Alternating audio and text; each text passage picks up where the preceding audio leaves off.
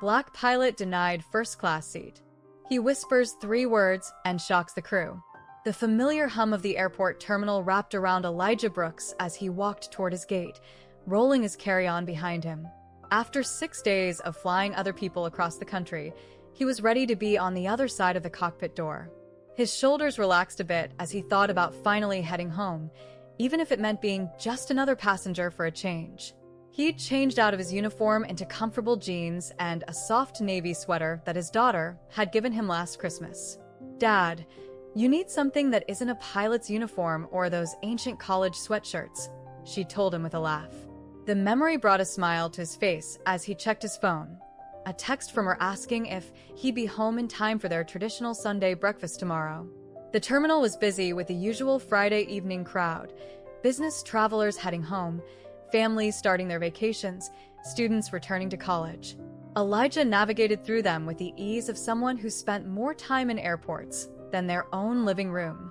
23 years of flying had taught him every shortcut and quiet corner in most major airports across the country. "Hey, Captain Brooks." A young gate agent he recognized from his regular routes waved as he passed. Elijah returned the greeting with a warm nod. Even in civilian clothes, other airline staff often recognized him. He'd built a reputation over the years, not just as one of the airline's most experienced pilots, but as someone who always had time for a kind word or a bit of advice for newer crew members. The first-class lounge was quiet when he entered, a welcome contrast to the bustling terminal outside. Elijah settled into one of the plush chairs, finally allowing himself to feel the fatigue from a long week of cross-country flights. He pulled out his tablet, scrolling through the news while occasionally glancing at the large windows overlooking the tarmac. Watching other planes take off and land was a habit he couldn't shake, even on his days off. His boarding pass showed seat 2A, a window seat in first class. He'd earned enough miles over the years to upgrade pretty much any flight he wanted, though he rarely used them. Today, though, after a particularly demanding week of flying through turbulent weather and dealing with tight schedules, he decided to treat himself. The idea of extra legroom and a quiet cabin was too tempting to pass up. As boarding time approached, Elijah gathered his things and headed to the gate. He could tell from the crowd that it would be a full flight. Years of experience had taught him to read the mood of passengers even before they boarded. The anxious first-time flyers clutching their boarding passes too tightly, the resigned business travelers already pulling out their laptops, the excited kids bouncing in their seats while their parents tried to corral them and their belongings. The gate agent scanning boarding passes greeted him with professional courtesy, not recognizing him in his casual clothes. That was fine by Elijah. Sometimes it was nice to just blend in, to be just another passenger making his way home. As he walked down the jet bridge, he felt the familiar transition from the artificial cool of the terminal to the slightly warmer air near the aircraft. The smell hit him first as he stepped onto the plane, that distinct mixture of cabin air and cleaning products that somehow smelled the same on every aircraft. It was oddly comforting, like walking into your office first thing in the morning. Except today, instead of turning left toward the cockpit, he turned right into the cabin. Elijah made his way to his seat, noting the little details that most passengers wouldn't notice. The slight wear on the carpet near the galley, the way the overhead bins had been recently cleaned, the subtle variations in the cabin lighting. He stored his carry-on in the overhead compartment with practiced efficiency, keeping his tablet and a book with him for the flight. Settling into 2A, he couldn't help but smile at how different the plane felt from this angle. The window offered a whole new perspective on the wing and engine than what he was used to seeing from the cockpit. He pulled out his phone one last time before the flight, sending a quick text to his daughter. "On my way home. Save me some of those blueberry pancakes you make." Other first-class passengers filtered in around him, a woman in a crisp business suit who immediately pulled out her laptop, an elderly couple holding hands as they helped each other store their bags, a young man in expensive clothes who seemed more interested in his phone than his surroundings. Elijah observed them all with quiet interest, a habit formed from years of being responsible for hundreds of lives at a time. The familiar sounds of boarding surrounded him, the thunk of bags being stored overhead, the quiet murmur of conversations, the occasional laugh or cry from a child further back in the cabin. He'd heard these sounds countless times from the other side of the cockpit door, but there was something different about experiencing them as a passenger. A flight attendant passed by, checking the overhead bins. Elijah recognized the movement pattern. He'd seen it thousands of times during his pre-flight checks. The choreography of an aircraft preparing for departure was like a well-rehearsed dance, and he found himself mentally timing each step, knowing exactly what was happening in the cockpit at that moment. He pulled out his book, a worn copy of a mystery novel his wife had recommended, but found himself instead watching the ground crew through the window. He could see them going through their procedures, their movements precise and practiced. From his seat, he could just make out the cockpit windows where another captain would be running through the same checklist he'd performed countless times. The cabin gradually filled with the steady stream of passengers making their way to economy. Some glanced enviously at the first-class cabin as they passed, while others were too focused on finding their seats to notice. Elijah remembered his own early days of flying, when first class had seemed like an impossible luxury. Now, after decades in the industry, he knew that the real luxury wasn't the wider seats or better service. It was the simple privilege of being able to travel, to cross vast distances in hours, to connect with people and places across the globe. As the last passengers boarded and the cabin crew began their final preparations, Elijah felt himself relaxing deeper into his seat. The familiar weight of fatigue from a long week began to settle in his bones, but it was a good kind of tired. The satisfaction of work well done, of responsibilities fulfilled, of thousands of passengers safely carried to their destinations. He glanced at his watch, right on schedule for an on-time departure. Even as a passenger, he couldn't help tracking these details. The cabin lights dimmed slightly as the aircraft door was closed, and he heard the distinct sound of the jet bridge pulling away. Everything was proceeding exactly as it should, exactly as he'd overseen countless times before. But today, for once, someone else would be in charge of getting everyone home safely. Today, he could just be another traveler, heading home to his family, to Sunday breakfast, to the simple pleasures of being a passenger rather than the captain. The cabin's familiar pre-flight bustle had just started to quiet down when Elijah noticed a shadow fall across his lap. He looked up from his book to find a flight attendant hovering near his seat, her name tag reading Karen. She wore the airline's standard uniform with precision, but something in her expression seemed off, a mixture of doubt and forced politeness that Elijah had seen too many times before. "Excuse me, sir," she said, her voice pitched low but still carrying to nearby passengers. "I need to verify your seat assignment." Her eyes flicked between his face and his casual clothing, lingering a moment too long on his well-worn jeans. Elijah marked his place in his book with deliberate calm, though he felt his stomach tighten with familiar recognition. He'd been here before, just not usually while sitting in an airplane seat. "Of course," he replied, his voice steady and warm. "It's 2A." He reached for his phone to pull up his boarding pass, movements unhurried despite the growing awareness of eyes turning their way. The flight attendant's smile remained fixed in place. "Are you sure you weren't assigned to another section? Sometimes there can be confusion during boarding." Her words were professional, but her tone carried an unmistakable suggestion that made several nearby passengers shift uncomfortably in their seats. The businessman across the aisle had stopped typing on his laptop, his fingers hovering over the keys as he pretended not to listen. The elderly couple in front had turned slightly in their seats, their whispered conversation falling silent. Even the young man who'd been absorbed in his phone was now watching the interaction from the corner of his eye. "No confusion," Elijah said, pulling up his boarding pass and holding it out. "I'm exactly where I'm supposed to be." He kept his voice level, drawing on years of experience handling tense situations in the cockpit. The same calm that had guided planes through storms now helped him weather this all-too-familiar moment. Karen took the phone, studying the boarding pass with an intensity that seemed excessive for a simple seat verification. Her perfectly manicured nail tapped against the screen. "I see," she said, though her tone suggested she didn't see at all. "It's just that first class is typically reserved for our eligible passengers." The pause before eligible hung in the air like static before a storm.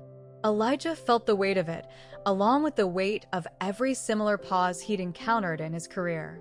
He'd faced them in pilot training, in airport lounges, even in his own cockpit when new crew members first met him. Each time, he'd handled it with the same professional dignity that had earned him his captain's stripes. The woman in the business suit had stopped pretending to work on her laptop and was now watching openly, her expression a mixture of discomfort and uncertainty. A child passing by in the aisle pulled at his mother's sleeve, asking in that loud way children do, "Mommy, what's wrong?"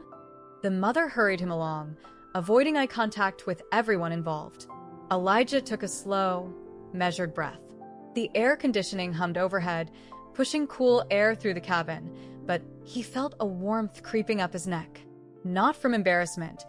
He'd long since moved past that, but from the familiar surge of controlled frustration that came with these moments. "I assure you," he said, his voice carrying just enough authority to make the flight attendant blink, "I'm quite eligible for this seat. I purchased it, just like everyone else here." He gestured briefly to the cabin around them, including the now attentive passengers, in his statement. The flight attendant's professional smile wavered slightly.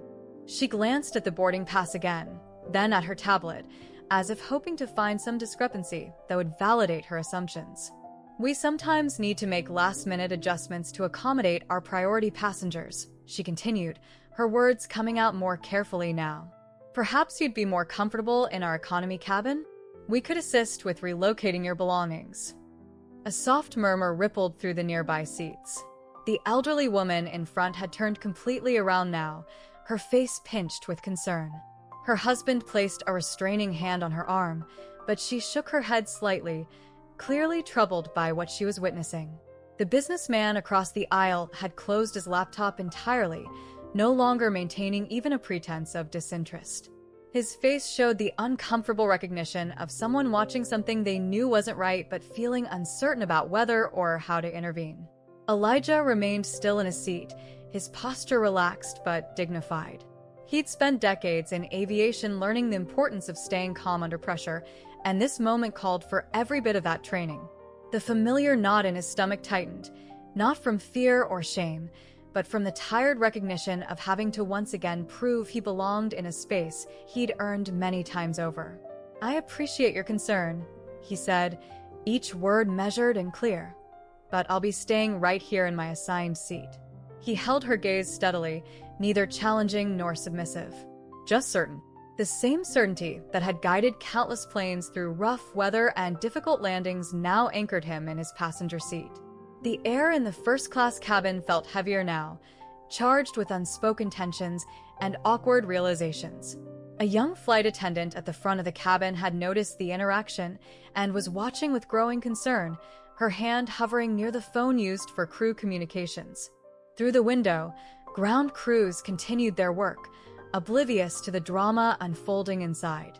Elijah could see them moving with practiced efficiency, preparing the aircraft for departure. In another reality, one he lived most days, he would have been in the cockpit right now, reviewing his pre-flight checklist, focused entirely on the technical and professional aspects of aviation. Instead, he found himself here, navigating a different kind of turbulence altogether. Karen's grip on her tablet tightened slightly, her knuckles whitening. She seemed caught between her assumptions and the growing realization that she might have misstepped.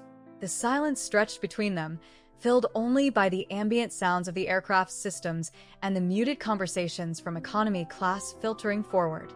The young man with the expensive clothes had finally put his phone down completely, watching the scene with undisguised interest. His expression had shifted from initial disinterest to something more complex, perhaps recognition of a situation he'd seen before, or maybe just the dawning understanding of what was really happening in this supposedly routine seat verification. Karen shifted her weight, glancing down the aisle toward the front galley, as if seeking backup. When she turned back to Elijah, her voice had taken on an edge of forced patience, the kind usually reserved for difficult customers. "Sir, we have certain passengers who specifically request these premium seats, and we need to ensure they're properly accommodated." Elijah noticed how she emphasized premium, as if the word itself created a barrier between who should and shouldn't occupy these spaces. He'd heard that emphasis countless times before, in high-end restaurants, at airline lounges, even at pilot conferences early in his career. The familiar weight of it settled on his shoulders, but didn't bow them. "I understand completely," he replied, his voice carrying the same steady authority he used during turbulent flights. "And I specifically requested this seat as well. Paid for it, in fact." He kept his hands relaxed on the armrests, his posture open but firm. The young flight attendant from the front galley had made her way closer now, hovering uncertainly near row 1. She kept glancing between Karen and Elijah, clearly sensing that something was off but unsure how to intervene. Her name tag read Sarah, and she couldn't have been more than a few years into her career. The tension in the cabin had become almost physical. The elderly couple in front had given up any pretense of not listening, both turned sideways in their seats. The businessman across the aisle had removed his headphones entirely, his laptop forgotten in front of him.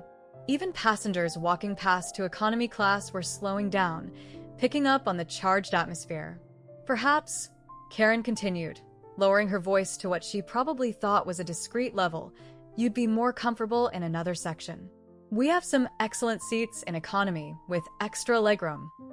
She leaned in slightly, as if sharing a confidence. Sometimes passengers accidentally book first class when they meant to select economy comfort. The suggestion hung in the air like smoke, acrid and unmistakable. A soft gasp came from somewhere behind Elijah, probably the elderly woman, who was now whispering urgently to her husband. The businessman across the aisle had started to frown, his fingers drumming an agitated pattern on his closed laptop. Elijah took a slow, deliberate breath. Outside his window, a baggage cart passed by, its driver focused on his routine tasks, unaware of the drama unfolding just feet away. For a moment, Elijah envied him that simplicity, just doing his job without having to constantly prove he belonged there. "I appreciate your concern," Elijah said, keeping his voice calm and measured, "but there's been no mistake. This is exactly the seat I booked." He met Karen's gaze steadily, neither backing down nor escalating the situation. Years of handling difficult situations in the cockpit had taught him the value of firm professionalism. Karen's lips pressed into a thin line. "Sir, this section is reserved," she repeated, emphasis heavy on each word. "We need to ensure our premium cabin maintains certain standards." The pause before standards carried volumes of unspoken meaning. The young man with expensive clothes had put down his phone completely now, watching the interaction with growing discomfort. He kept glancing between Elijah and Karen, his expression shifting from curiosity to something closer to recognition and shame. Sarah, the younger flight attendant, had edged closer, her hands clasped tightly in front of her uniform. She seemed torn between professional loyalty to her colleague and obvious discomfort with the situation. Her eyes kept darting to Elijah's face, then away, as if trying to solve a puzzle. The air in the cabin felt thicker now, heavy with unspoken words and uncomfortable realizations. A child walking past to economy pointed at Elijah and started to ask a question, only to be quickly hushed by his mother. The mother hurried past, head down, but Elijah caught the apologetic glance she threw his way. "I'm quite familiar with the airline standards," Elijah replied, his tone remaining professional but carrying a hint of steel beneath the courtesy. "I've helped maintain them for over 2 decades. He left the statement hanging there, letting its implications sink in. Karen's tablet lowered slightly, but her expression remained fixed in professional disapproval. "Sir, if you're suggesting—" she began, but her voice trailed off as her eyes narrowed, studying his face more carefully now. Something was starting to click, but she wasn't quite there yet. The businessman across the aisle had begun gathering his courage, clearly preparing to say something. His laptop was completely forgotten now, his body half turned toward the confrontation. The elderly couple in front had stopped whispering, their faces showing a mixture of concern and growing indignation on Elijah's behalf. Through it all, Elijah maintained his composure, though he felt the familiar tightness in his chest, the one that came with having to navigate these situations while carrying the added weight of representation. Every response, every reaction would be remembered and potentially applied to others who looked like him. It was a responsibility he hadn't asked for, but one he'd learned to bear with dignity. Elijah felt the weight of every eye in first class on him as he took a moment to collect his thoughts. The cabin's IR felt electric with tension, but he'd navigated stronger turbulence than this. He straightened slightly in his seat, not aggressively, but with the natural authority that came from years in command. "Let me be clear about something," he said, his voice calm but carrying that distinctive tone that seasoned pilots develop, the one that could cut through engine noise and command attention without ever raising in volume. "I'm exactly where I'm supposed to be." Karen's grip on her tablet tightened, her knuckles whitening slightly. The professional mask was starting to crack around the edges, uncertainty creeping into her expression. Behind her, Sarah had moved closer, her young face showing growing recognition as she studied Elijah more carefully. The businessman across the aisle had finally found his voice. "Excuse me," he started to say, half rising from his seat, but Elijah raised his hand slightly, the same subtle gesture he'd used countless times to quiet anxious cockpit crews during rough weather. The businessman settled back, surprised at how instinctively he'd responded to that quiet authority. "I've spent most of my career making sure people reach their destinations safely," Elijah continued, his words measured and clear. "I've flown through storms that would turn most stomachs. I've made decisions that affected hundreds of lives at a time." He paused, letting his words sink in. "I've earned every mile that paid for the seat, and then some." Understanding began to dawn on Karen's face, her eyes widening slightly as pieces started falling into place. The elderly couple in front had turned completely around in their seats now, the woman's hand pressed to her mouth as she realized what was happening. The young man with the expensive clothes had slunk lower in his seat, his earlier attitude replaced by visible discomfort. Sarah, the younger flight attendant, suddenly straightened, her face lighting up with recognition. "Oh my God," she whispered, just loud enough to be heard in the quiet cabin. "You're Captain Brooks. You gave a talk at my training class last month." The effect of those words was immediate. Karen's tablet nearly slipped from her fingers and color drained from her face as the full impact of her actions began to register. The businessman let out a low whistle, shaking his head slowly. The elderly woman reached for her husband's hand, squeezing it tight. Elijah turned his gaze directly to Karen, maintaining the same calm demeanor he'd held throughout the confrontation. "I've flown this exact route dozens of times," he said quietly, "usually from the other side of that cockpit door."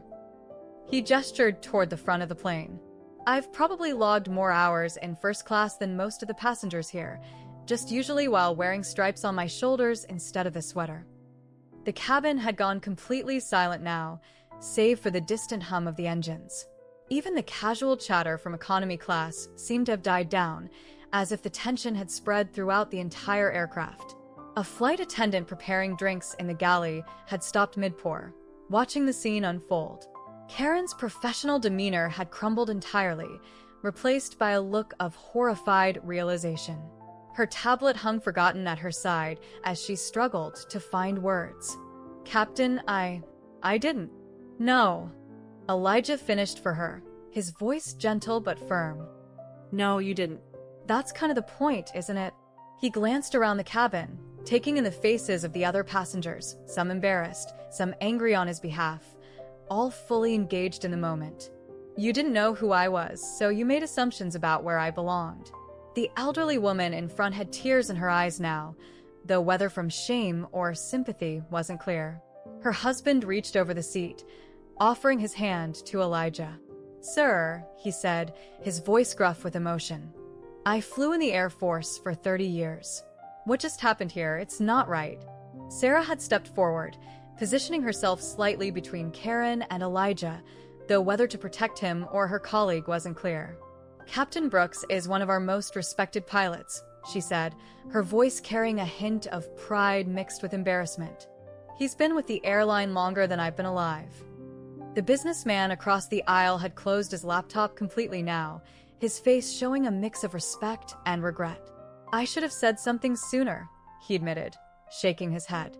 "I saw what was happening, and I just sat here." Elijah held up his hand again, That same calm gesture that had quieted cockpits and conference rooms. "What matters," he said, "is that we learn from moments like these. Every time we make assumptions about where people belong, we create turbulence that nobody needs." The cabin's atmosphere hung heavy with tension and realization as Elijah slowly reached into his carry-on bag. Every movement was deliberate, unhurried, as he pulled out a small leather wallet, the kind airline crew used to carry their credentials. He didn't open it immediately, just held it in his hands, feeling the worn leather under his fingers. Karen stood frozen, her tablet now clutched to her chest like a shield. Sarah had moved closer to Elijah's seat, as if preparing to defend him, though from what wasn't clear anymore. The rest of the first-class cabin remained eerily quiet, every passenger locked in this moment of collective revelation. "You know," Elijah said softly, his voice carrying easily in the silence, "I've flown through hurricanes that were less turbulent than some of the situations I've faced on the ground." He turned the wallet over in his hands, a familiar gesture he'd performed thousands of times before shifts. "But here's something I've learned after all these years in the air. The sky doesn't care what you look like. Physics doesn't check your credentials based on your appearance." The elderly couple in front had turned completely around in their seats now, all pretense of polite disinterest abandoned. The businessman across the aisle sat perfectly still, his laptop forgotten in front of him. Even the young man with the expensive clothes had put down his phone, his earlier attitude replaced by something that looked a lot like shame. A flight attendant preparing the galley for takeoff had stopped mid-task, watching the scene unfold. Further back, passengers making their way to economy class had slowed their pace, sensing something significant was happening, though they couldn't quite hear the words. "I've spent decades proving myself," Elijah continued, his tone remaining conversational, but carrying an undercurrent of steel. "In flight school, in the cockpit, in airports across the country. And you know what I've found?" He paused, looking around the cabin, making brief eye contact with several passengers. "The hardest turbulence isn't in the air. It's right here in moments like these." Sarah nodded slightly, almost unconsciously. She'd probably seen similar situations, maybe even been part of them, though perhaps never quite as starkly as this. Karen's face had lost all color, the realization of her actions settling heavily on her shoulders. Elijah finally opened the leather wallet, though he didn't hold it up or wave it around. He simply placed it on his armrest, the airline's wings and his captain's stripes clearly visible. Then, in a voice that carried the weight of every flight he'd ever commanded, every storm he'd navigated, every barrier he'd broken, he spoke three simple words: "I am crew." The impact was immediate and profound. Karen took a physical step backward, as if the words had pushed her. Sarah's hand flew to her mouth, her eyes wide with recognition and respect. The elderly woman in front let out a soft, "Oh," that seemed to echo through the cabin. Those three words hung in the air, simple but powerful. They weren't just a statement of employment. They were a declaration of belonging, of earned respect, of countless hours in the sky ensuring others' safety. They were a reminder that authority and capability didn't always come dressed in the expected uniform. The businessman across the aisle slowly closed his laptop, the soft click seeming unusually loud in the charged silence. "Sir," he said, his voice carrying a note of genuine respect, "I apologize for not speaking up sooner. I saw what was happening and stayed quiet. That's on me." Karen's tablet was trembling slightly in her hands now. Her face had shifted from professional disapproval to horrified recognition. "Captain Brooks," she started to say, her voice barely above a whisper. "I didn't." "I know," Elijah cut in gently, but firmly. "You didn't know. But that's exactly the point, isn't it? You didn't know, so you made assumptions. And those assumptions led us here."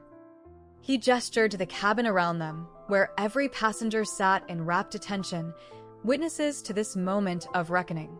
The young man who had been so absorbed in his phone earlier now sat up straighter, his expression thoughtful. "My sister's in flight school," he said suddenly, his voice carrying a new note of understanding. "She talks about stuff like this, about having to prove herself constantly. I never really got it until now." Sarah had moved to stand beside Karen, not confrontationally, but supportively. "Captain Brooks did our crew resource management training last month," she said, her voice carrying pride and embarrassment in equal measure. "He taught us about the importance of checking our assumptions, about how bias can affect safety." As the cabin settled into a heavy silence, Elijah felt the familiar weight settle in his chest. Not anger, not even disappointment really, but a deep, tired recognition. He'd handled the situation with the same steady calm that had guided planes through storms, but beneath that professional exterior, something ached. The leather wallet sat on his armrest, its golden wings catching the cabin light. 23 years of experience, countless lives carried safely across continents, decisions made in split seconds that proved right time and again. All of it condensed into a simple badge that somehow still wasn't enough until he showed it. A flight attendant walked past with a stack of blankets, her steps slowing as she caught the tension in the air. Karen had backed away toward the galley, her face a mix of shame and confusion, while Sarah hovered nearby, clearly torn between professional duty and personal sympathy. The whole cabin seemed suspended in that moment of realization, like an aircraft caught in a pocket of still air. Elijah glanced out the window, watching round crew members going about their duties. From up here, they looked like pieces moving on a board, each one knowing exactly where they belonged, what they were meant to do. He'd spent decades earning his place in the sky, learning every procedure, mastering every protocol. Yet here he sat, having to justify his presence in a seat he'd paid for, just like any other passenger. The elderly couple in front had turned back around, but their whispered conversation carried tones of indignation on his behalf. The businessman across the aisle kept shooting glances his way, a mix of respect and embarrassment on his face. Even the young man who'd been so absorbed in his phone earlier sat perfectly still, his screen dark and forgotten in his lap.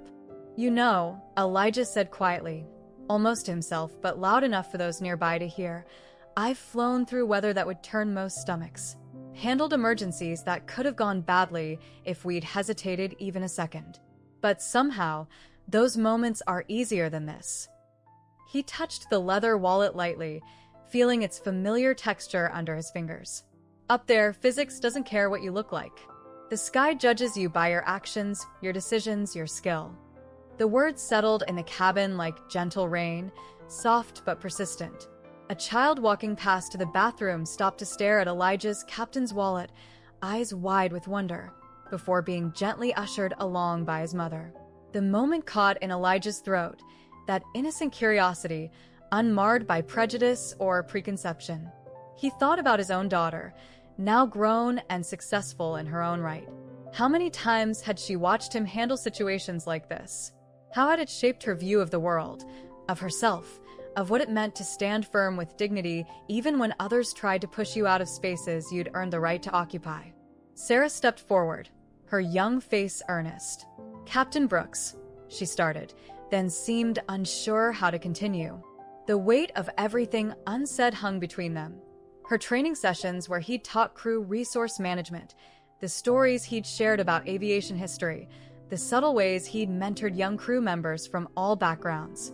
"It's okay," he said, meaning it but also feeling the tiredness that came with always having to be the one who made it okay. "We all have learning moments. What matters is what we do with them." The words came automatically, practiced and polished from years of turning difficult situations into teaching opportunities. The businessman across the aisle cleared his throat. "Sir," he said, his voice carrying a note of genuine respect, "I've been flying this route every week for 5 years. Never once thought about a lot of things until today." He paused, struggling with words. "Thank you for handling this with such grace." Elijah nodded in acknowledgement, feeling the complex mix of emotions that always came with such moments, appreciation for the recognition, but also a quiet exhaustion at having to be graceful in the face of prejudice. Always having to be the bigger person. Always having to turn uncomfortable moments into learning experiences for others. Through the window, he could see another plane taking off, climbing smoothly into the sky. Up there, at 35,000 feet, none of this mattered. The physics of flight didn't care about the color of the hands on the controls. The principles of aerodynamics didn't check credentials based on appearance. The sky was perhaps the most honest space he knew, demanding respect not for who you were, but for what you could do. The change in the cabin's atmosphere was almost physical, like the shift in air pressure before a storm breaks. Karen had retreated to the galley, but now returned with a fresh pot of coffee and the finest china the airline reserved for first class. Her hands trembled slightly as she prepared to pour. "Captain Brooks," she said, her voice carrying a new note of deference that made Elijah almost uncomfortable. "Please allow me to serve you first. Would you prefer cream or sugar?" The formality felt like overcompensation, but he recognized it for what it was, an attempt to make amends. "Black is fine," he replied simply, accepting the coffee with the same quiet dignity he'd maintained throughout the confrontation.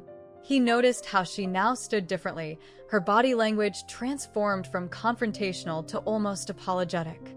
The change wasn't what he wanted. He'd never sought special treatment, just equal respect.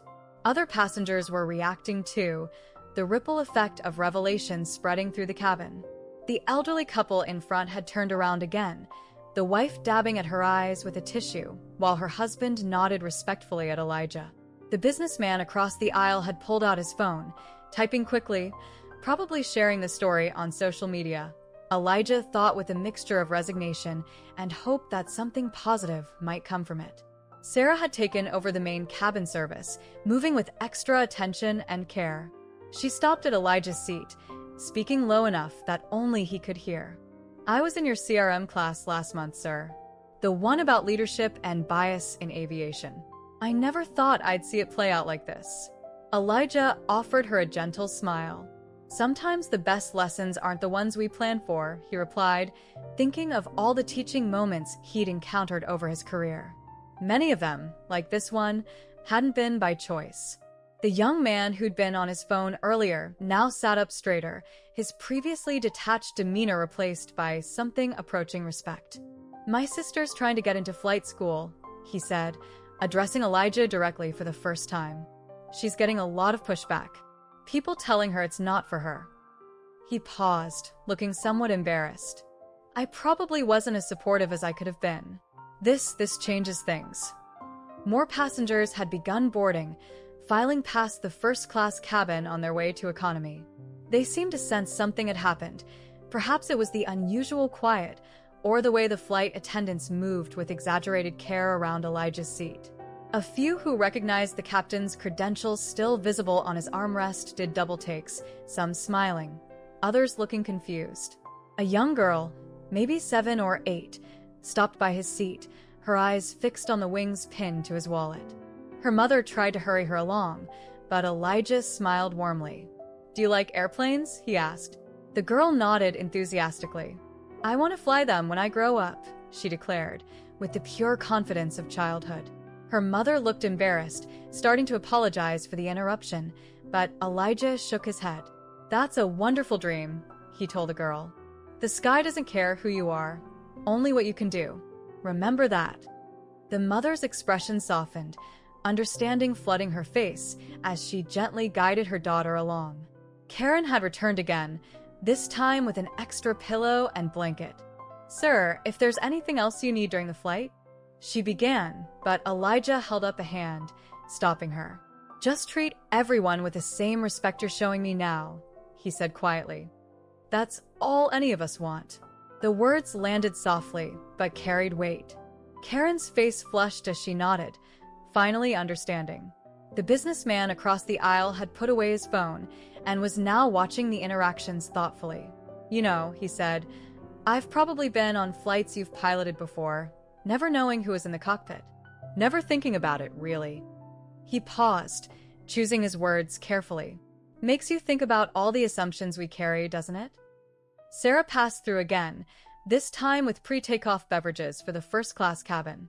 Her service was professional but carried a new awareness, a consciousness of how small actions and assumptions could accumulate into larger impacts. She moved with deliberate care, treating each passenger with equal attention, though her eyes kept returning to Elijah with a mix of respect and lingering embarrassment. As the flight began its descent, The mood in the cabin had shifted into something entirely different from the tense atmosphere of takeoff. Passengers who had witnessed the earlier confrontation kept stealing glances at Elijah, their faces showing a mixture of respect and contemplation. The incident had clearly left its mark on everyone present. The landing was smooth. Elijah could tell his colleague in the cockpit knew their stuff. As the aircraft taxied to the gate, he noticed how the crew's behavior had subtly changed. Karen had maintained a professional distance throughout the flight, but her discomfort had gradually transformed into something like understanding. Every time she passed a seat, her face carried the weight of a lesson learned the hard way. As the seatbelt sign dinged off, passengers began their usual routine of gathering belongings and checking phones. But today was different. Nobody rushed to stand up immediately. Instead, a sort of informal receiving line began to form. The elderly couple from the front row turned around one last time. "Captain," the man said, his military bearing evident as he stood straight, "I served 40 years in the Air Force. Never had a black commanding officer, and now I wonder how many qualified people we missed out on because of assumptions like what happened today." His wife squeezed his arm, nodding in agreement. The businessman across the aisle packed his laptop slowly, clearly wanting to say something.